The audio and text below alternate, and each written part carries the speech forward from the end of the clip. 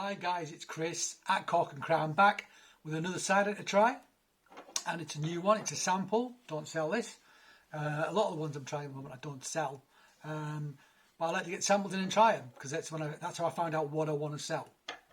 So what's this one? It is from Green Man Cider. Green Man Cider. There you go.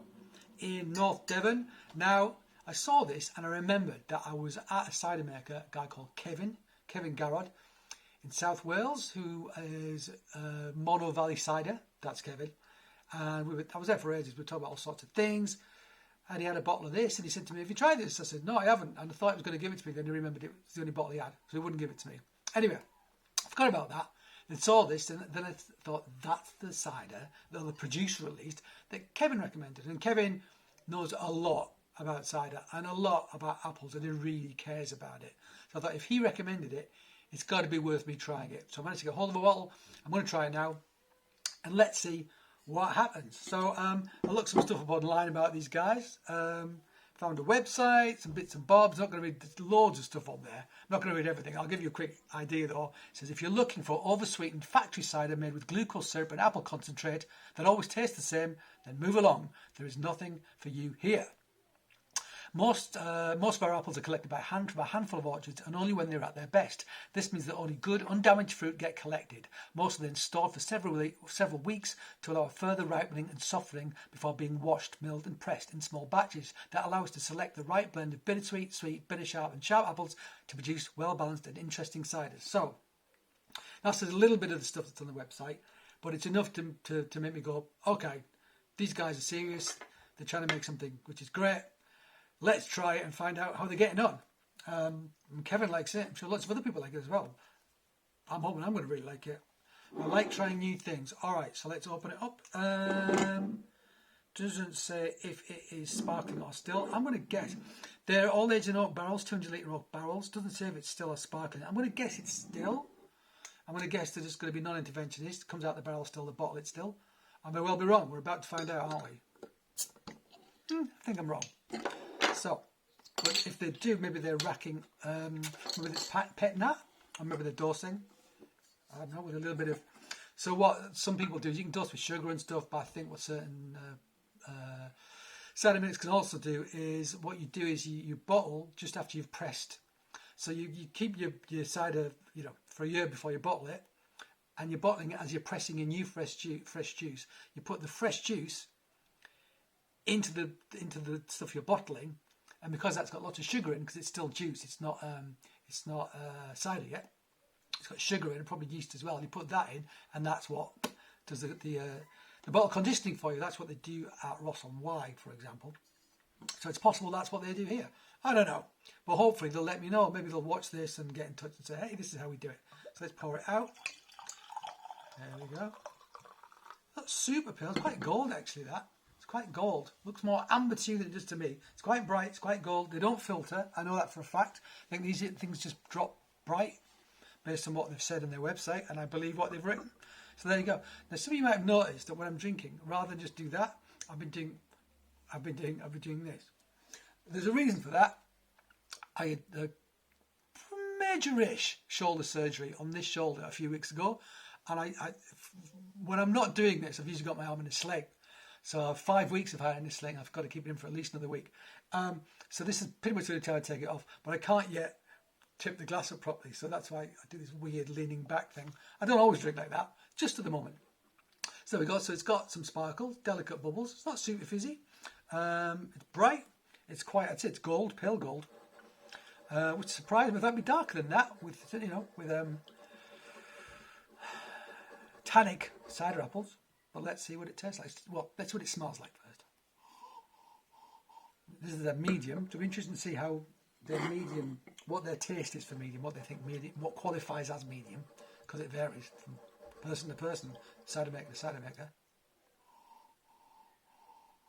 Someone's got a creamy thing going on. It's like baked apples with cream. That's the thing I'm thinking of on the top of my head. First thing that occurs to me. It's like fresh ripe apples which have been baked and then you've had cream put on them. It's clean.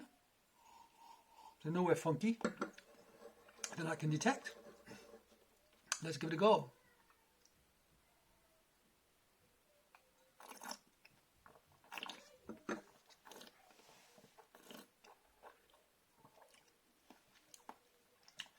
there definitely are tannins in this. Certainly soft tannins, because they're making some astringency on my teeth.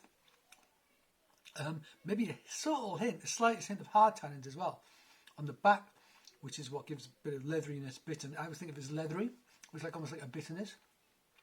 It is, I'd say this is a proper medium. I'd say it's a proper medium. It's not that sweet. Not that sweet at all. There's some sweetness to it, but not a great deal. Not a great deal. Don't know if they're back sweetening. Yeah. Don't know. Lots of questions, actually. Lots of questions. It's quite a fresh flavour, actually. It's not as tannic and intense as I expected it to be. It's got freshness about it, almost like a culinary apple character to it.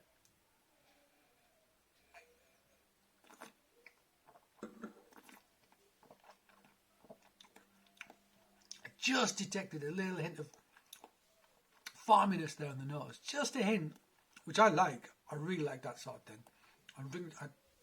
It excites me. It's brilliant. Comes from a farm. I don't mind if we get a little bit of farminess on it. Delicious, but just the merest hint. You've got to search for it. But I think it's there. There's almost like a creaminess. I mean, that sort of creamy element is less obvious on the palate than it was on the nose. There's quite a bright acidity to it. Not super bright. And I want to say it's slightly lemon lime. Bordering on malic as well, but it's gentle. It's not there. It's on malic, like green apple acidity. Doesn't feel quite as lactic as I thought it would feel. So more of a yogurty acidity. Some malolactic fermentation. I think it's still got that. It feels like it's still got a bit of that malic acidity. Could be just. It could be like a lemony yogurt lactic type acidity though. Sometimes when it's combined with the flavour of apple, it makes me think of malic because I associate malic acid with apples. So I don't know if it's taking me there, but it's quite a gentle acidity anyway.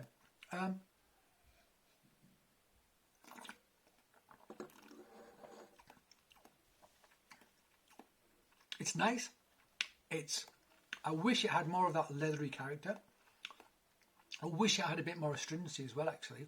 It's a bit lighter than I thought it was going to be. It's not a bad cider. I expected it to have a bit more of a kick to it, of like a West Country smack to it, you know? And it doesn't. But I will definitely be looking out for more stuff from these guys, because what they're doing is really interesting. I'm going to have to think about this, because it's not what I expected, and expectation is quite a big part of enjoyment. So now I'm going to have to reset and sit down and think about it a bit more. But what I usually do after this, I sit down and then I physically write notes on it after I've talked about it. So I've got it recorded in two places, you know, on film and in my little books. In fact, it is all ready to go. My pen. Yeah.